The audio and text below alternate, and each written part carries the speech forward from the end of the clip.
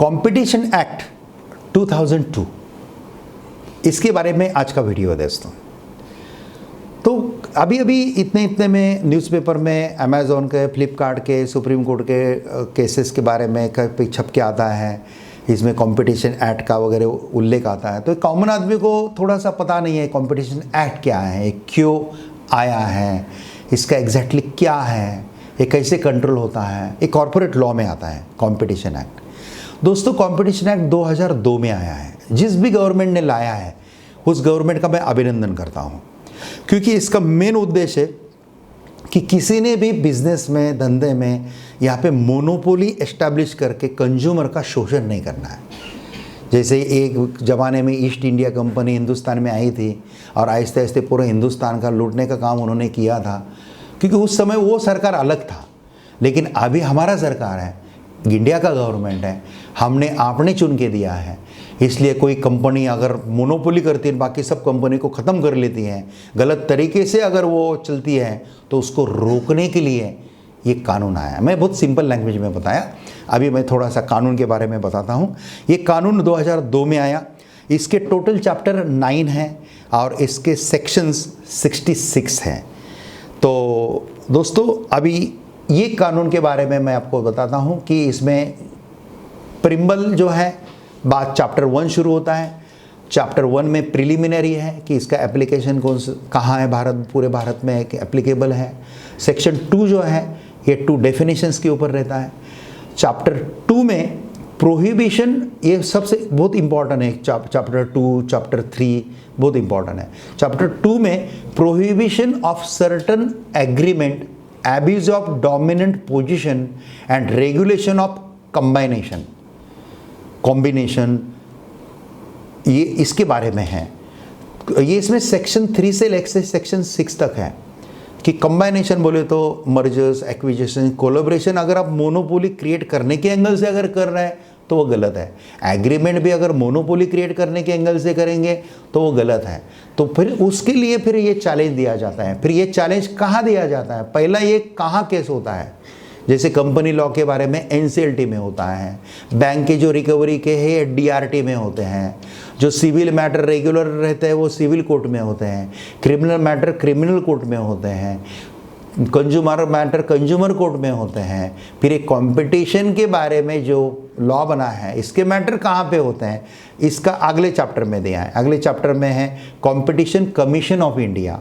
तो competition commission of India इसके लिए फॉर्म हुआ है। एक कंपटीशन कमीशन का ऐसा फॉर्म हुआ है, इसका चेयरपर्सन कौन होता है, इसके मेंबर्स कौन होते हैं, इसका selection chief justice of India central government कैसा करता है, इस सब के बारे में सेक्शन 77 से लेके 17 तक के सेक्शन इसमें है।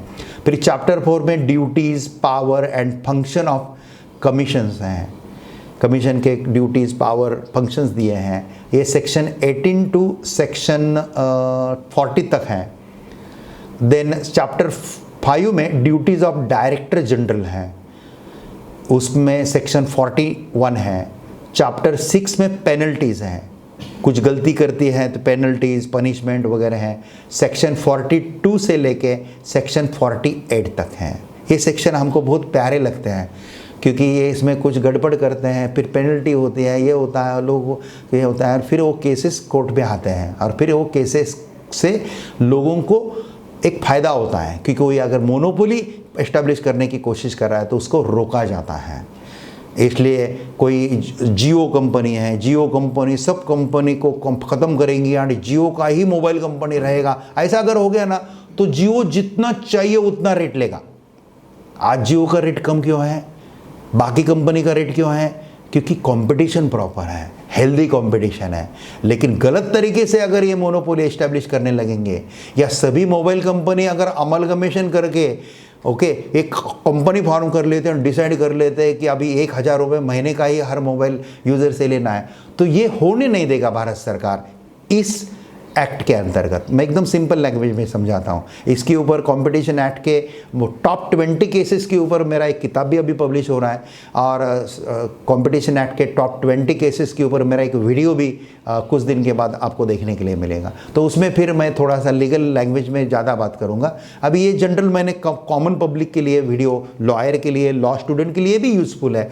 काफ़ी बार जो लॉयर इसमें काम नहीं करता है उसको मालूम ही नहीं रहता है कंपटीशन एक्ट क्या होता है, या कंपनी लॉ अभी लेटेस्ट क्या अमेंड हुआ है मालूम नहीं रहता है, लेकिन वो भी मालूम हो, इसलिए सभी के लिए वीडियो है।